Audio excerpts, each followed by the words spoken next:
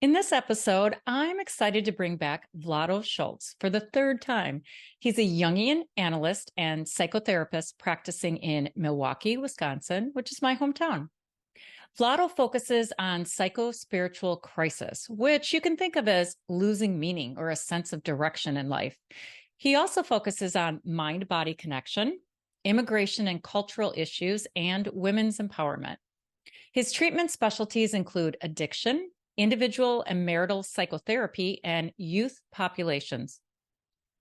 Vlado has authored many articles, and he is the co-author of the book Dark Religion: Fundamentalism from the Perspective of Jungian Psychology. I'm going to include links to the other chats we've had and a blog post I wrote about his book. I think you'll find him interesting. I'm excited and I'm also nervous because I'm shaking it up today. I'm throwing away my usual template where I thoughtfully provide context for the topic and for exploring it through a depth psychology lens. But instead, we're diving into the realm of the feminine, which requires a more meandering approach and embracing the mysterious unknown. This unknown, the unconscious, is where all the treasure is hiding until we shine a light on it. You've heard me say that the unconscious, your unconscious, the collective unconscious, seeks to create, to expand consciousness. New creations don't come from the mind, although the mind, the masculine, partners with the feminine to bring form to what is seeking to be created. And the most powerful creations or new insights come from partnering with what feels like a mysterious force. It's that being in the zone or the groove with a task, surrendering to something that's bigger than you, that flows through you to mix with your unique human experience, to create what only you and it, call it creative intelligence or God, can create. Whether you're seeking to create a whole new version of you or way of living, or you're paying attention to the chaos out in the world that is pressuring us to create new systems in which to live as humans, your route to those new ideas is your imagination. So today's episode is a spontaneous conversation with props and vulnerable sharings of drawings and poetry and experiences by Vlado and me of how active imagination has contributed to our unfolding and how that's related to what's going on out there in the world. Enjoy.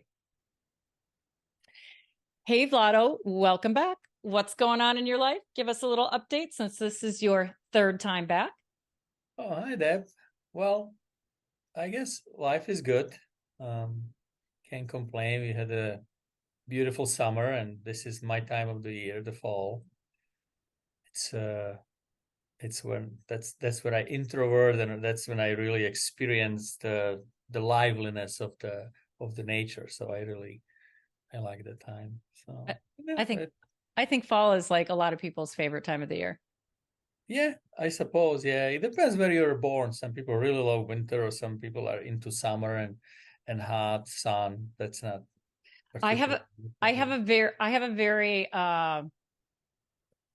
opposing relationship with fall because summer is for the most part my favorite season, but I also like fall. So fall for me is just a reminder that my favorite season is ending. So it's very Gemini.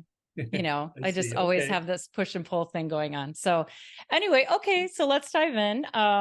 The topic is creativity and imagination and the unconscious and in the spirit of the realm of the feminine.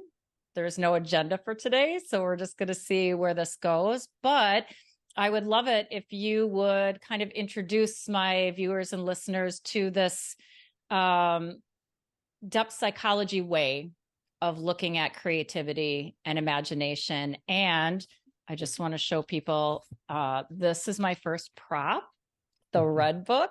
And when I got it, I used to take it to the bars with me and I'd open it up and everybody was like, what's that? I mean, it's just such an amazing book. So I hope you'll like bring that in as well, because some people might be familiar with Jungian psychology and Jungian ideas, but this book didn't come out that long ago. So there's this whole like shadowy side, unknown part of Carl Jung's theories. So yeah, so just go wherever you want with that. Share whatever you want. Okay. Well, I guess what Jungians are about, and I mean, we are really about the image. And what is image?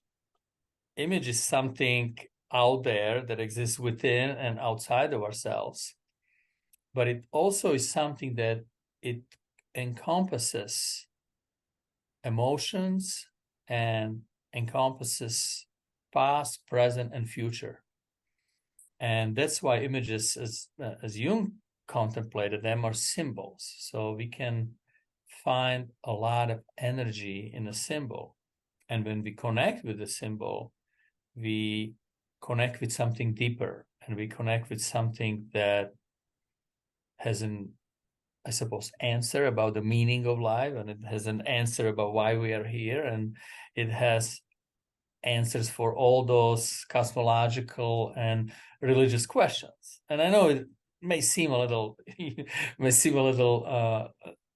over the board, but really images are part of reality, and we are in the image, and image is within us. And every time we are somehow relating to the image, we're relating to reality and to meaning of life. And that's why religions and religious ideas are passed on to the people through images, right? If Mm-hmm. it's a myth, it's a fairy tale, or it's a story, it's an image of Jesus suffering on the cross, or meditating Buddha. There is so much in it, and Jung talked about images as being inexhaustible well of meaning and ideas.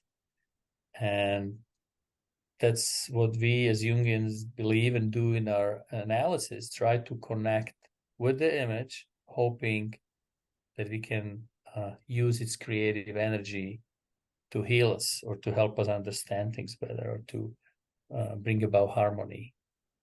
I love that. And an example or a story came up right away for me because it was, when I appreciated learning the difference between symbol and sign, right? I hadn't really thought about it before I started studying depth psychology, but a sign is something we know what its meaning is. So a stop sign is, we know that means to stop. Mm-hmm. But a symbol, we like can't wrap our arms around or our mind around what it's trying to communicate.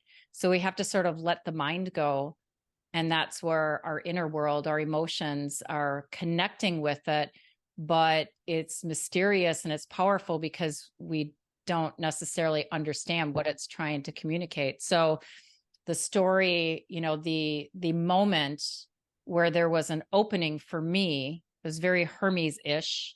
There was a moment of opening, and it was like I'm so exhausted in this moment. And it opened the door for me to connect with an actual image, which was the logo for Pacifica Graduate Institute. Like sitting in the bathroom, I go right to the back of the magazine. For what reason? I never do that. And there's the logo. And I was like, what is that? What's depth psychology? And I just I knew that it was an answer to something. And I hadn't even known what the question was yet, but it was, and also a synchronicity. So synchronicities are, where that emotional part of it is. So awesome. So talk about, maybe we can talk about how, that part of Jung's background that led to, being able to articulate some of his theories. So maybe we can bring in the Red Book. And I particularly appreciate the part of the story where, and then you can also bring in active imagination, because that's what he's doing. So you could explain what that active imagination is. But I love the story when he's having an argument with his inner feminine about how he's not an artist. I love that whole part. So yeah. So just again, continue to just introduce people to the idea of image, and then what is the role of what active imagination is. A verb, so it's an activity that we engage in. So we've got this image thing, and then what is active imagination? And then also just sort of bring in, sort of more like, where did this all come from? Well, I suppose a lot of your viewers know about Jung's process, and Jung's what many people refer to as a creative crisis. And what was there for Jung was really experiencing a world and trying to make sense of it. And he said something to the lines, I don't have the quote in front of me, but he was going through creative crisis. He had depression. He was actually thinking that he was going insane. He had a very vivid, what we would say, visions, and he would experience them viscerally and visually. And he had a lot of ideas and tried to make the sense of the world.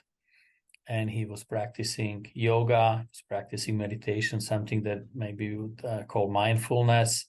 And he said it worked only to a certain extent. And then he said he needed to figure out how to extract emotions that were hidden in the images. So he said that he needed to somehow experience and get in touch with those emotions because these were so strong and they were hidden inside the images that he had. And as he was doing that, he realized it was a healing process for him. It would help him to extend his consciousness, experience some kind of catharsis, but also understand himself and his own life. So can I just confirm, because my listeners and viewers don't know all this. And so what you're saying is that he went from sort of resisting the images and trying to get relief from them, maybe. So practicing meditation and mindfulness to sort of like hoping that being present, they would pass through him or whatever. So that didn't work. So that is my understanding. He said only these yoga practices were good as long they were somehow able to contain the affect or maybe to redirect it or to control it in a certain way. But then he said, like, he figured out it was actually his kind of the famous things he's describing in the Memories, Dreams, and Reflections, that he was sitting by the table, and I think it was a Kusnacht, and he decided to let go completely. And he had this experience that he's falling through the floor, and he's going deeper, deeper, deeper, and he lands at the cave. And then later, he was describing this as a process. He was falling through the layers of collective unconscious, and he landed at sort of the primordial place from which things started to happen. So it was for him to surrendering the control, what you would say maybe to the feminine, surrendering the ego, that the ego had to die in order the self to be born. So he actually let go and he allowed himself to go through this process to submit to the power, and with the trust, with a certain peace that it's not gonna break him apart and it's not gonna destroy him. He said actually it was the opposite way. He said if he was not able to abstract the emotions from the images, he thought he would be broke by those emotions. He said I would be torn apart by those anyhow. So what he is saying, by allowing his ego consciousness to hold and to withstand and to enter the emotions, the verbound images that actually open up the process of integration and consequently transformation of his personality. So that was the idea of the individuation that he really put into practice through this creative crisis that lasted, I don't know exactly, 1913, 1922, when he started to lecture again and started to write books like psychological types, and he was utilizing all the knowledge that he had in his theoretical papers. So I think I kind of lost where we're going with this, but idea you asked about active imagination. No, that's okay. It's like active imagination. Yeah. That was his idea. He came up with an idea. We can imagine things. We can go into the image But in the same time, we actively participate on. We are not only the passive sort of observers of it, but we can move within the image. We can go inside, let the unconscious to sort of enliven, and then we can navigate through it. We can do certain things once we are there. So we go to this state of maybe imaginative hypnosis. We can go there starting from meditation and go to the image, see what emerges, or we can already have an image, like a dream, for example, and we can enter that image, or we can do it through focusing on, for example, the art. And we can enter it and we can let the unconscious speak, and then we can have a dialogue with it. And we can actually actively participate and change something. If you don't mind, I just mentioned you one a dream. There was a recurring dream of one of my client who had a dream that children actually were burning Oh my gosh. inside the bus, and she couldn't help them, and she was sort of Oh, helplessly watching this as a scene, and it was a very traumatizing nightmare, and she would be afraid, and she had no idea what was happening and what to do with that. And after working with her maybe for about 6 months, I said, well, let's try active imagination. Let's see what happens. And during that active imagination, that actually gradually wasn't just one session, but she was able to go there, open the door of the bus, the back door, and free the children who would be otherwise every night oh, dying in that bus. And she was able to let those children out of the bus and save their lives. And actually, then later, being able to talk to those children and talk about the emotions that these children in that dream actually represented for her. oh my So it gosh. opened up a lot of things. And there was from something very traumatic and imprisoning to something connecting and productive, right? It was the constructive, it opened a constructive dialogue, and she was able to connect with some of the emotions and translate them to feelings and talk about them. That's a beautiful example that actually gets to sort of the next part, which is how active imagination contributes toward healing. Mm-hmm. So I can imagine that, there were all sorts of things then in her life that began to be experienced and seen in a different way once she had that really empowering shift. And I was just thinking about there's this theme for me in my coaching clients the last couple of weeks where there's a lot of anxiety. And we use active imagination to connect to the anxiety and where it's being felt in the body and allow it to take a shape or a temperature or a scene or a memory or whatever it is, and then to ask it, to respect it, and to ask it if it could sit over here a little bit so I could Mm-hmm. take a look at you. And Mm-hmm. I never know, like, is that really going to work? It is amazing. And the interesting images that come up for people, from like cartoon figures to like Groot from Guardians of the Galaxy movie to a brother or whatever it is. And, once they're able to sort of relate to it and see it and get some distance, the anxiety is gone.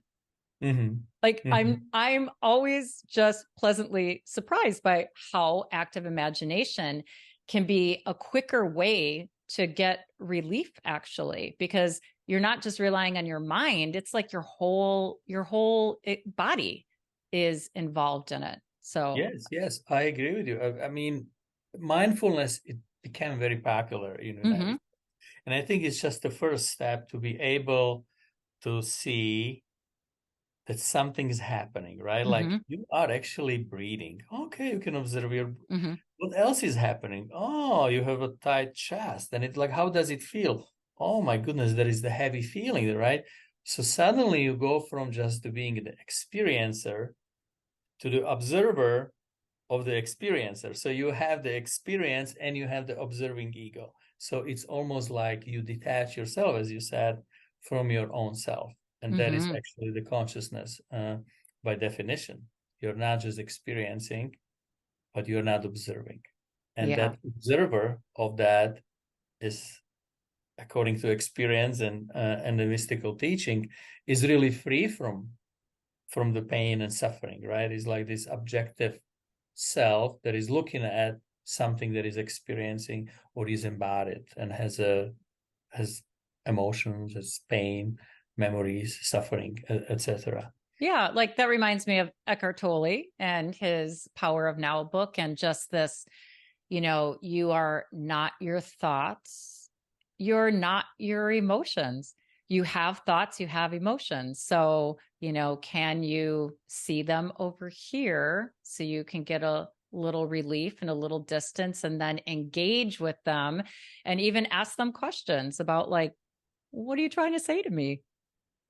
Instead of just trying to get, the immediate relief, which it does both. In that process, you actually do get relief from a really overbearing emotion. So I love it. So we brought up dreams, we brought up anxiety. And so what else do you want to, there's so many different ways that I want to Sure. touch on, but I just wanted to say is, so when you start about the symbol, so it goes the other way, right? Like, so what mm-hmm, happens during the trauma, which can be on a spectrum, right? It can be mm-hmm, a sort of a mild trauma to like severe trauma, that all those little experiences are being somehow controlled by the body and mind, by the psyche, in a way that protects us from the suffering and trying to find the optimal adaptation in the world. So right. during the trauma, those things get split off and become sort of autonomous, and they go somewhere. They go to our body. They either create a sort of a protective fantasy, or we develop somatic symptoms as migraines, headaches, or even heart problems, etc. And during the active imagination, or during the meditation, really, when we connect the images with the emotions, we are recollecting that was broken up to the pieces. Mm-hmm, And that is a process, and sometimes a very difficult process, and it's not so easy when mm-hmm. somebody's suffering from, of course, from a severe trauma, because it comes with the moral effort, as Jung would say, and it comes with real struggle and dialogue, and is the accepting the new part of the self that can often be very dark, painful, Yeah. scary, and Yeah. numinous, right? Right.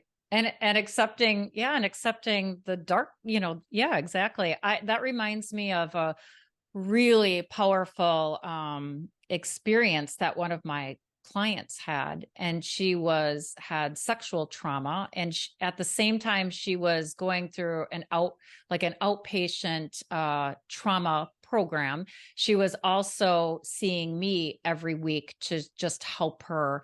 And so one of the things that she was really was a challenge for her was letting go of guilt that had to do with how she survived her sexual trauma. So apparently there's like 4 now. So there's 4, like there's fight, flight, fawning, and freeze. Mm-hmm. And she felt terrible about herself because she was fawning, which means you're sort of playing nice with your attacker because you sense that's how you're going to survive. Submit. Mm-hmm. So it was interesting because I said, well, let's just think about these automatic responses that are protective, that are part of evolution. They go way, way, way back, right? So so we imagined, and I'm like, how do you imagine? Do you imagine getting back then, like surviving a bear attack required one kind of response, but surviving an attack from a snake, maybe that one required flight, right? But a bear required fight or whatever it was. And I said, your body had the intuition, the intuitive wisdom to choose the right one, to fawn. Otherwise, you might not have. And it completely just imagining that. It wasn't exactly active imagination, but it was like, imagine that your body has this wisdom and it knew what to do. It's your mind that's shaming you about it, but you actually, that's why you survived. And it really did change her relationship with her own shame around this trauma. So I'm glad that, and the reason I brought that up was that you said, you know, once you understand your psychology, oh, your behavior makes sense, right? So like when we have a conversation with our emotions, our shame or anxiety or whatever, the first thing I tell my clients is to be respectful of the anxiety, because it's actually trying to protect you. It doesn't know that you're trying to expand, right? It just is like, no, no, no, don't do that. Don't do that. Don't do that.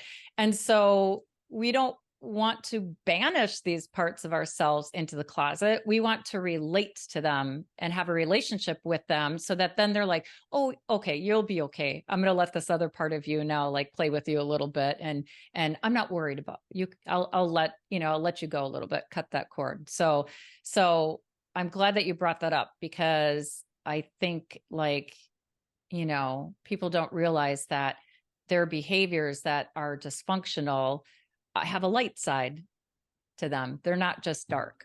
Yes, that's so true. And it's oftentimes it's in psyche, there are two sides of it, and one can be very useful and one can be very damaging.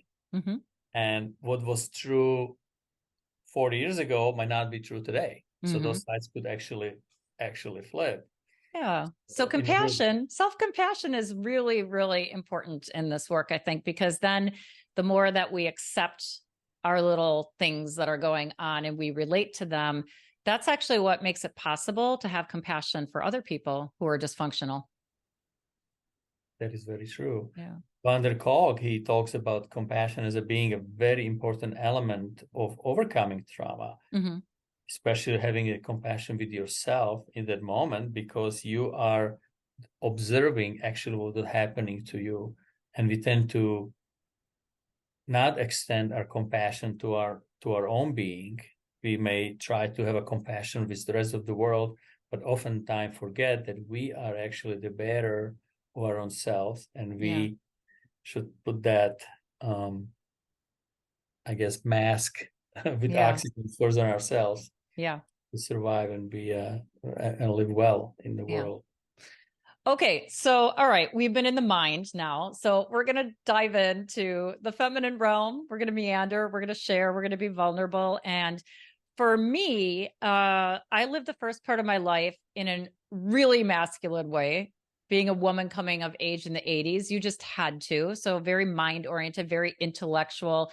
Also because of my parental complex is just like not able to be vulnerable to anybody. Not even really. I remember the first time I shared after I've been married for so long. And while I shared something, I was like, wow, I just noticed I'm never even vulnerable to my own husband. Like that's not a good thing. But it wasn't until like everything fell apart, my business, my marriage, everything, that I was sort of pushed to a breaking point where I had to let go because I couldn't fix it with my mind. And so for me, so you're feminine, that your like true femininity came and broke the, what does that masculine aspect of you, or the what do you call it?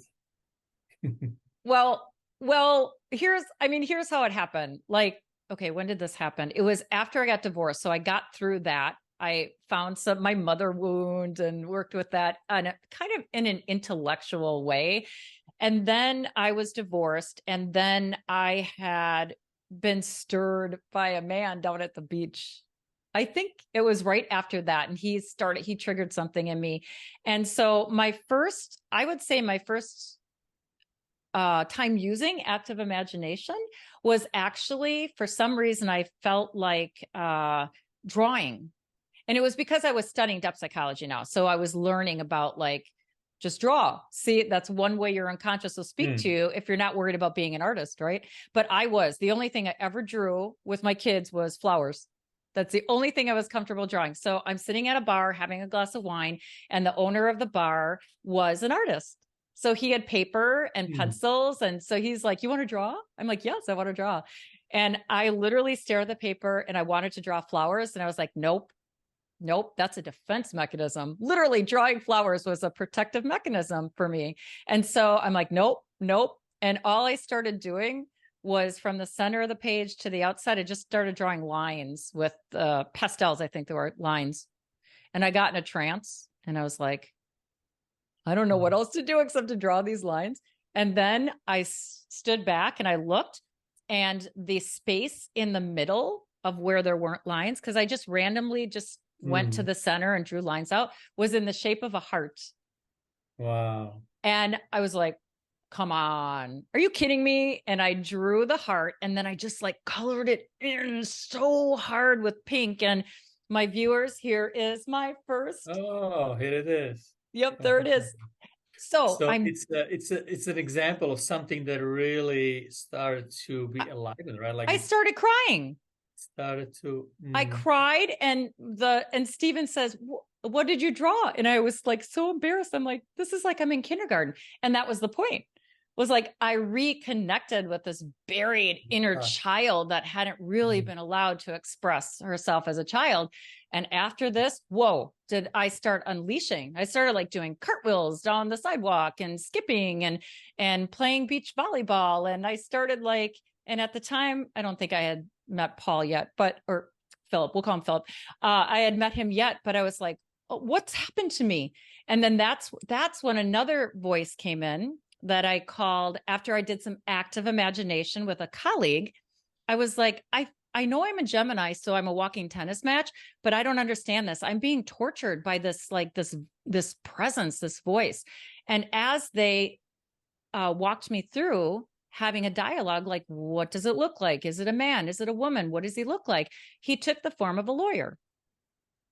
And I thought it was a judging voice. So a lot of women especially think they have a critical voice, but that might not be the right thing. It might not be a judging voice, right? But we assume it is. And so I started referring to this presence as my inner lawyer. He wasn't judging me, but he was a little nervous about how my inner child might overcompensate. And so he wanted to make his case. And so I developed a relationship with this presence that when I felt it, I would literally sit down and have a conversation with, like, okay, what are you afraid I'm going to do now? And he'd be like, It was like here. a transcendent function for you. So he was mediating from one world to another. So Yeah. in a way, it was protective, and it was a symbol that it was alive. Yes. And that's so beautiful. And Jung said like the symbols can be alive, and there is so much energy, and they can help you grow, or symbol can die and be dried out like a river that dries out. There is nothing in them, and then become signs. But obviously, your lawyer was uh, protecting you. It was a psychopompos in a way, Yeah. helping you to transition to a new world. I Yeah. mean, I just that was is the question. Is yeah. that's how you? That's what it was. Well, I just was like, I didn't, I misunderstood the presence. I had felt it as judgmental, and it really wasn't. So if for me, if I don't know the right thing to do, it's really torture for me. Once I know the right thing to do, I can do anything. But when I'm like, I'm not sure what the right thing is to do, and if I do this, I'm going to hurt somebody, like I can just be in that space of torture for a really long time.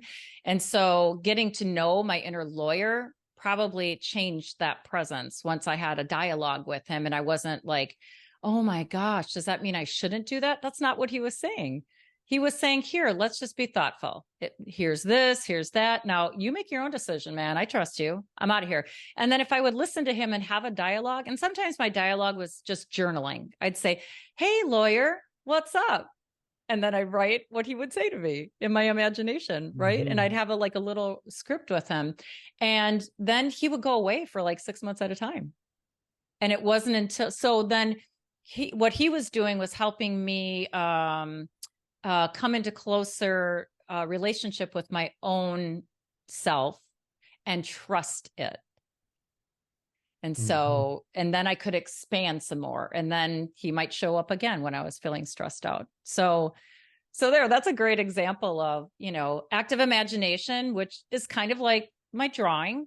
I was relating to what I was drawing, and it really had a profound effect with me. And then active imagination, where I have this, this presence in me that I'm dialoguing with and developing a relationship with. And I come to respect him, but also tell him when he can go on a coffee break, when I don't need him to protect me. And that's what I'll say. I'll say, hey, you can go on Yeah, vacation. that Yeah. is very beautiful. That Yeah. it actually it's a real life figure Mm-hmm. that you can have a relationship with, and it's part of you, but in the same time, it's the part of the collective unconscious, or it's unconscious, and who knows what that figure is, right? And Right. his own wisdom and life, and it helps you to move forward and to overcome things in your life. Yeah. And then I just got on a journey. So I wanted to this is where I would like to take turns sharing a little bit. So that was the beginning of my journey with active imagination. And then really what came next was I got swept up in my relationship with Philip. He's in my coming memoir. And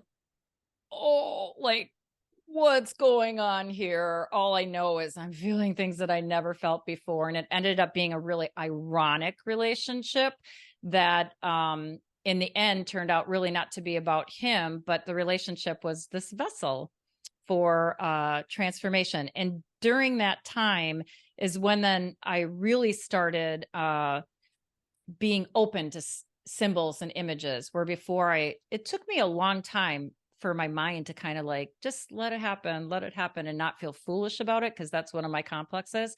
So when he it's all in the memoir. So when he went back to prison, I have that in my story.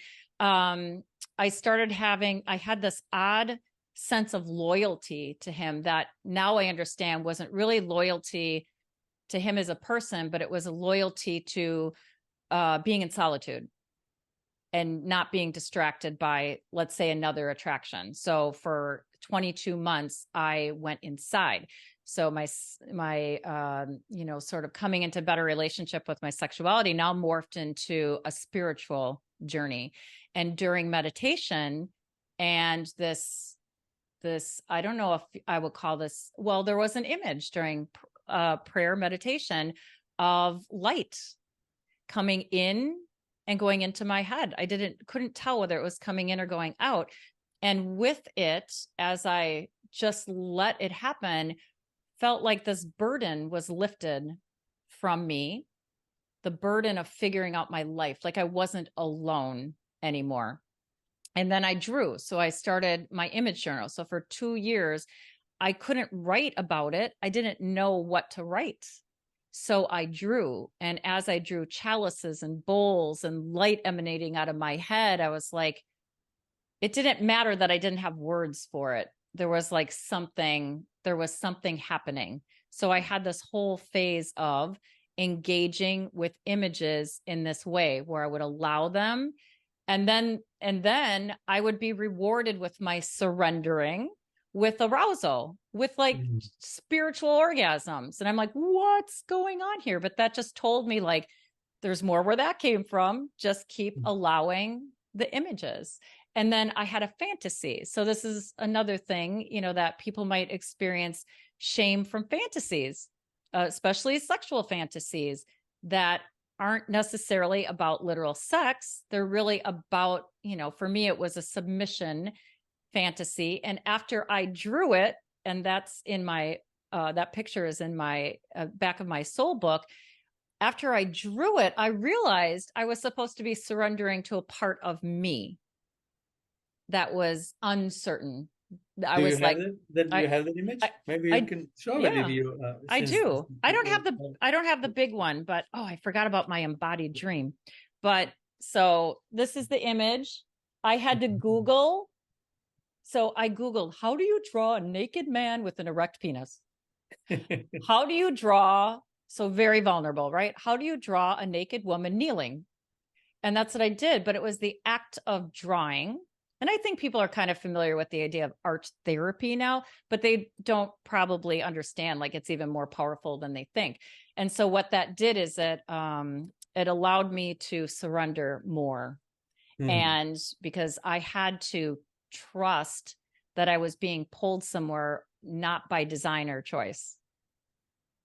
It wasn't a business plan. And that's how I used to run my life, is kind of like a business plan, right?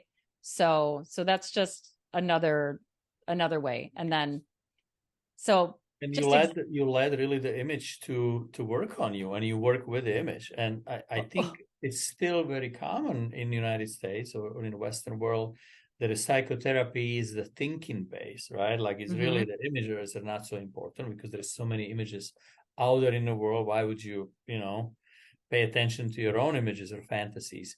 But really, that's where the gold is, as Jung said. The images are inside the emotions, and it goes actually the other way around too, that the emotions are inside the images.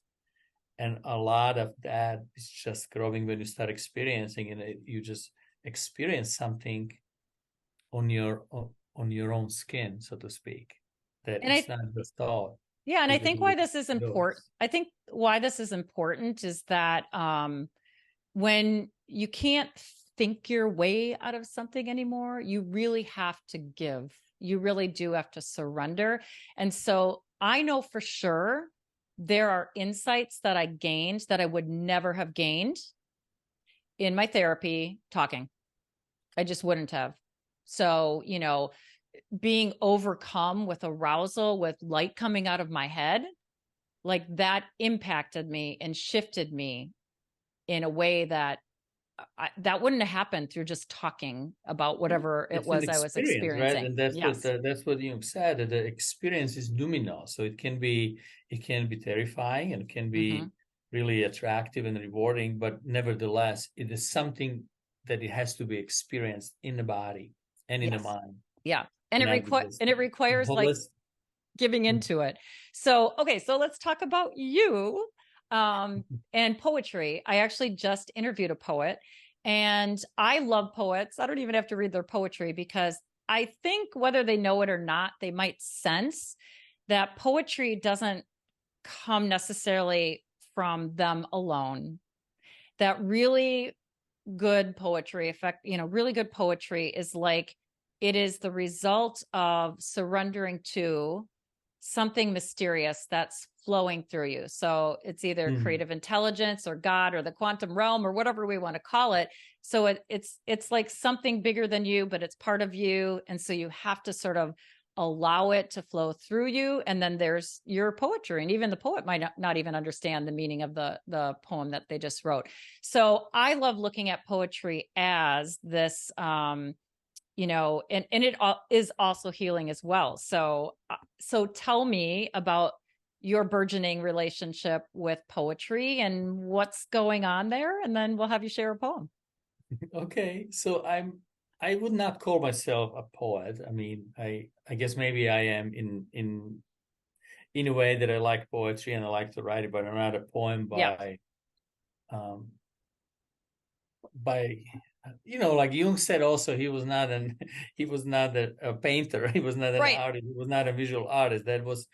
It was his anima who spoke to him, but he really was devoted to research of psychology and so on. So I do not know about history of poetry. I don't. You can interview me on a certain structure and phenomenology of different works of different poets. I just like what I like. Just like when I go to gallery, I don't know much about the history of art, but I can be touched and moved by certain art. So poetry for me is just a way of experiencing myself and my emotions. So maybe if you ask me who am I writing it for, I write it for myself. I do it because it allows me to connect with something deeper. And my poetry is always about something that I cannot explain, of course. It's not Yes. trying to explain something. That's what I love about it, that I'm just watching myself to struggle with questions that I don't have the answer, but just verbalizing there is a mystery, there is a universe that is infinite, and there is something we call love, or there is existence. I mean, that gives me shivers, and that gives me experience of something beautiful, bigger than me, and just playing with this I feel like I'm participating in something bigger. So Mm. there's this mystic aspect of it. So sometimes I cry at my own poem, Oh, I love it. Oh my gosh. and I feel like, wow. And I'm not crying like, this is so beautiful. It was like, wow, it helped me. It allowed me to experience something. Yes. And I may be surprised, where did it come from? And I don't want to think about the poetry too much, because when you start thinking about it, you You sort of wreck take it. away, you cover it, like, right, like Yeah. you Well, then it's just a stop you, sign. you hide. Yeah, exactly. You put too much brain into it, and then you take away the mystery and the beauty of Yes. it. Yeah. There's something about the poetry that if something rhymes, it's like this, like the alchemist said, the simulus similabur curantur, cure similar by similar. Mm. So I think when Mm. something rhymes, it evokes something. It's almost like memory. You remember something as if it was your life, as if Mm. you lived there, as if you connected, as if it was familiar to you. And yet, in the same time that you weren't, Oh right? my And then maybe gosh. that's what in a rhyme. And it's both true that you do remember it and then you don't. There is that kind of connection between the individual life of your own um, finite life versus the infinite eternal life of it, of Mm. of being. I That's really don't know. beautiful. Thank That's you. oh my gosh, that's beautiful. In fact, and I'm going to share one of my tankas that it's exactly what you just said. That's exactly like a kind of remembering, a reuniting, circling back, a coming home. Yeah, that's So, how it feels for me. Yeah, there yeah, is you suddenly feel like, wow, that's what it is. What is it? I don't know, but it feels so familiar, right. right? And Yeah, it feels beautiful. And that, I think, in that beauty, it's always in the beauty, right? Like when we are moved and when we have this catharsis, yeah, there is no words needed. yeah, It's just it. It's just experience. yeah. You walk So, away from the movie and you're changed, and you don't know why, but it works. yeah, And that's the beauty of the mystery. yeah. So, what are you going to read for us? Well, I can read something. I have a few things that maybe I can share. Um, so this one, maybe I can read, and people who read it, they say, "Oh, I know what is it about," and I said, "Really? You have to tell me because I'm not really sure." Oh, De profundis. Once she calls, you have to let go. There's no resisting that, you must know. When she pulls you down and injects with the poisonous dose, when she scratches your veins with her pointy claws, you have no chance to win this match. Just open your heart and surrender her touch.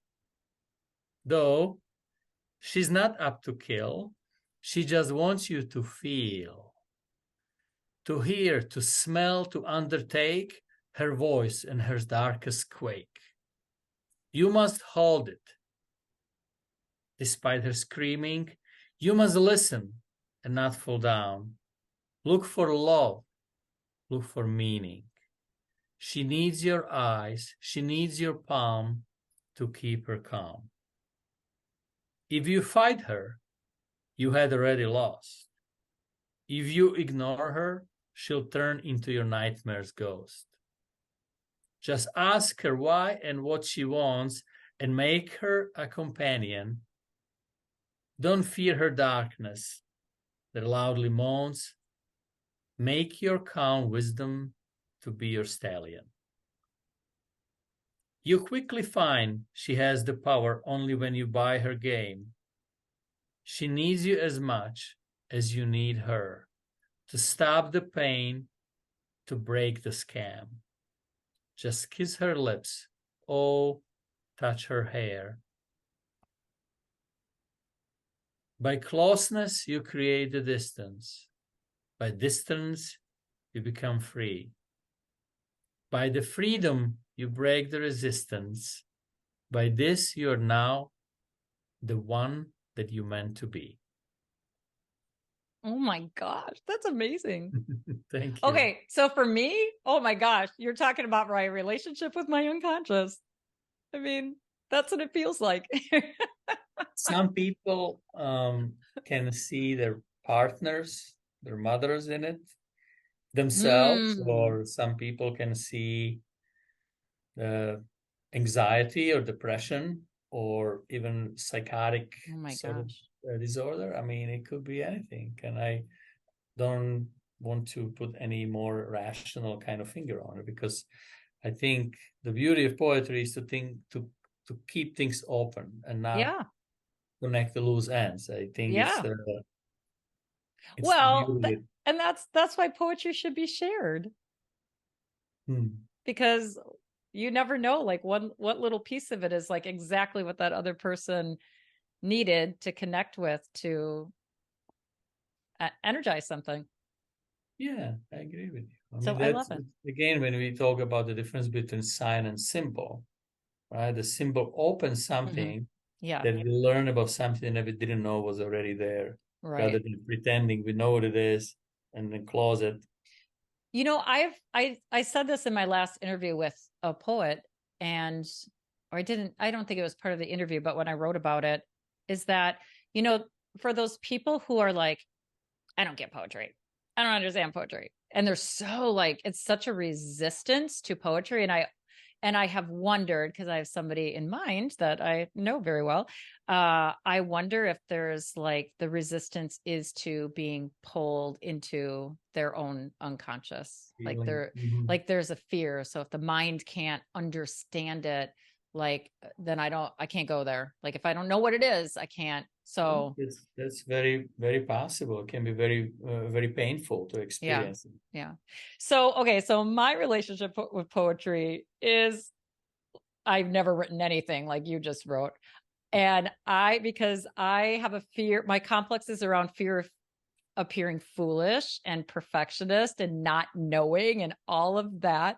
So so in my swept up relationship, when my lover went back to prison. I didn't even know he had ever been to prison, right? And then I felt this like really strange sense of loyalty and I don't think it was my well, let me think about it. My first poem I wrote was probably right before we were writing letters.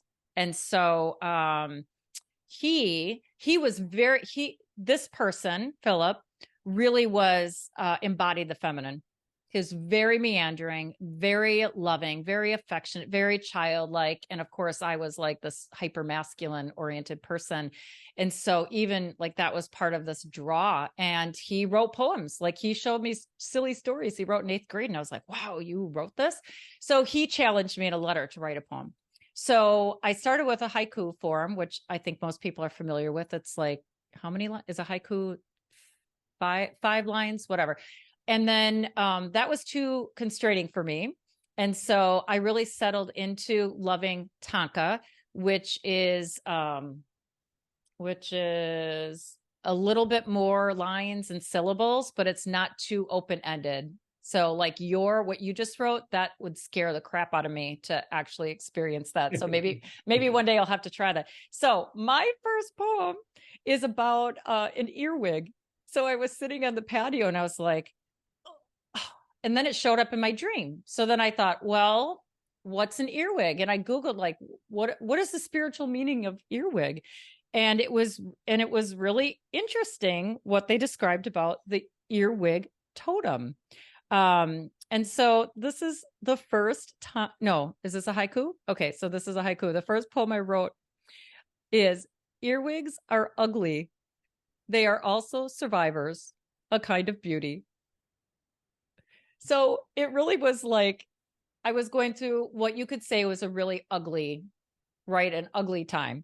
And so the earwig. And then about a year, I think this is around a year after I had met my man, I wrote these two tankas because I think I was trying to understand like what does this relationship mean? Like why am I like committed to this guy that I only dated for 8 months, and I'm about to go visit him in prison, Mhm.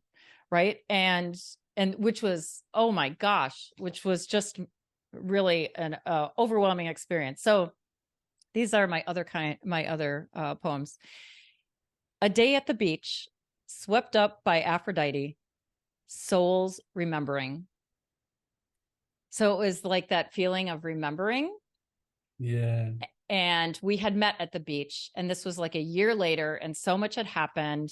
And then this one was really about him. Meandering soul, searching, seeking, connecting, a returning home. So I don't know why, right? But this is what he meant, for me, was this we were this vessel, was this vessel of And I circling. bet it moved you. And I can when I hear it, I close my eyes and I feel something from what you experienced. I don't know what you felt, but of course I'm projecting my own things on it. Yeah. If there is already an image, there is the beach, there is an Mm-hmm. Aphrodite, you go in there and they don't have to be connected rationally Mm-hmm. or in any way to move us, right? And this is so beautiful about poetry that you go and you sing into something that perhaps is a state of the kind of undifferentiated ego that is swimming and looking for the meaning. And all those meanings, all the living, the lives are actually connecting all those images back to the meaning that is final, that we can say, oh, now I'm ready to go back and dismantle all that meaning that I have collected as when I lived here. Yeah, and like you said, like I didn't really even know the meaning of what I wrote. It just was there. It was just what I felt. And only now do I understand, right, that whole purpose of that whole crazy experience was to remember something about me, and Mm. that, he was, sort of used as this, way in this. And of course, there was him, what was going to happen. Was he going to be transformed by the relationship? Not so much, but that doesn't matter. Like the point was, me. So, Sure, well, him or whoever you meet in your life, right? yeah, Like he is well, the holder of something that you have right. within you, and he helps you to bring it up to your own consciousness. Yes. Yes. So, then just kind of going forward, then after prison is over, I'm like, well, come live with me. Right. Like that seems like the right thing to do. And it really wasn't, but I didn't know that. I just kept, and I had to have so much courage to withstand like the embarrassment of my own situation. And so this drawing, I woke up one day, I was having menopausal hot flashes, and I was having dreams of penises, phallic symbols, and a series of them. And you could see the progression of what was happening in my relationship to my own inner phallic symbol, which in the end wasn't even connected to a man. It was me. It was on me. I had my own. And so I woke up one day and things were climaxing with this relationship. And I woke up one day and I had to draw this. So for my listeners, it's my womb on fire. So it's a womb, it's got fire, and there's a phallic symbol.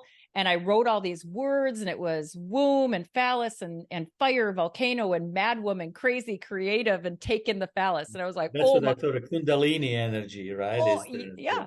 And so you know what happened? I was like, this isn't going to work, dude. You're out of here. It was so clear that it was done. And then I also wrote my first workshop that came out of like my research, for Alverno, and it was about the patriarchal wound that both men and women carry. And so it was about reconciling that. And then eventually that led to me shedding more attachment to convention that was very uncomfortable.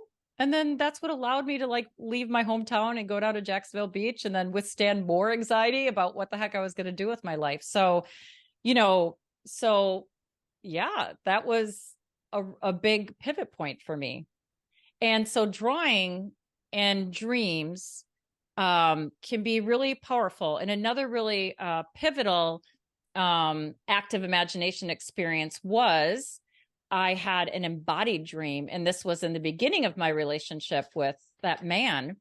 And it was sort of prophetic in that it was, I didn't know at the time, but the dream of being in a campsite bathroom stall in the dark, because we were going to go hiking at a state park the next day, and not being able to see my way out. And I had to feel my way out.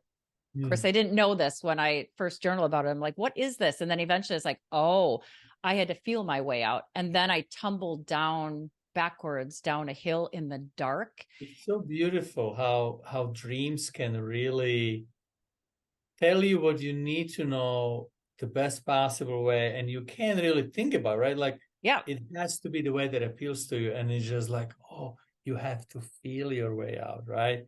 Oh, and now how do you implement that in your own Right. life? So all I knew that morning was I woke up, and tumbling backwards down the hall was, or down the hill was, I felt safer than I ever felt in my life for some odd reason. And I could feel like the leaves falling, and there was this breeze, and I'd tumble, and then I'd stop, and I'd tumble. And I woke up, and an embodied dream is like, I felt it when I woke up, and I didn't know the meaning, but I knew it was powerful. So I drew it.